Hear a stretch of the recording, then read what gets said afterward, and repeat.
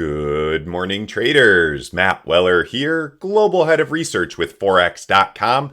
Today is Tuesday, the 21st of July, 2026. I'm cautiously optimistic that I'm feeling better. Markets are cautiously optimistic that we could be on the verge of at least a simmer down in the Middle East. And in today's video, I'll break down everything that you need to know ahead of today's U.S. session. Let's get into it. So the Strait of Hormuz, of course, remains shut, but a positive report from Axios suggested that President Trump is considering a 10-day ceasefire with Iran. No headlines yet on whether that's something the IRGC is taking seriously, but again, the market's revealing its preference for moves toward peace, and we do see, for example, the NASDAQ up by more than 1%, the dollar's flat. Notably, though, oil prices are rising a bit more than 1% ahead of the U.S. Open, so we remain in wait-and-see mode for headlines out of Iran as a major market driver this week, and in all likelihood beyond that as well.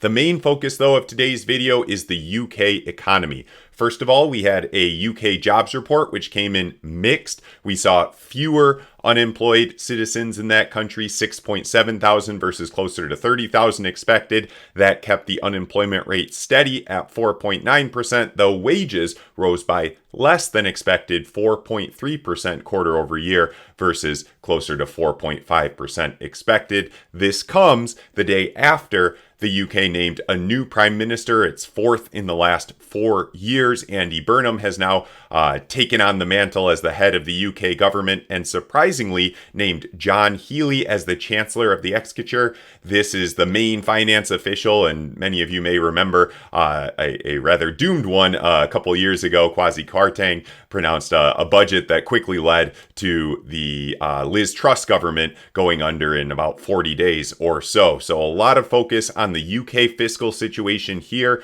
The first step here was to remove a 5% VAT on electricity. That is debated whether it's actually funded or not, but this shows the general direction that the government's going to go in providing fiscal relief to citizens, which could concern the UK bond market and UK investors more generally.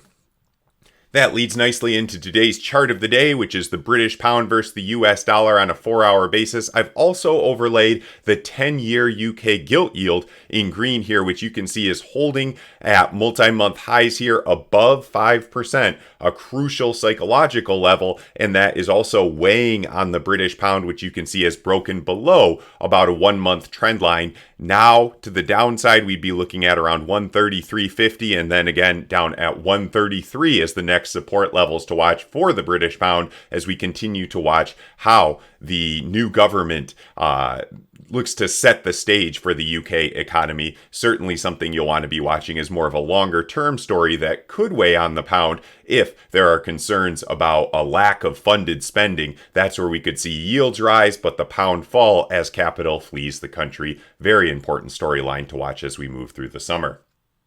That is today's video. Thank you for carving a couple minutes out of your day to watch. If I could ask just one quick favor before you go, please do drop a like on this video. It's a free way to show your support that helps us with the algorithms.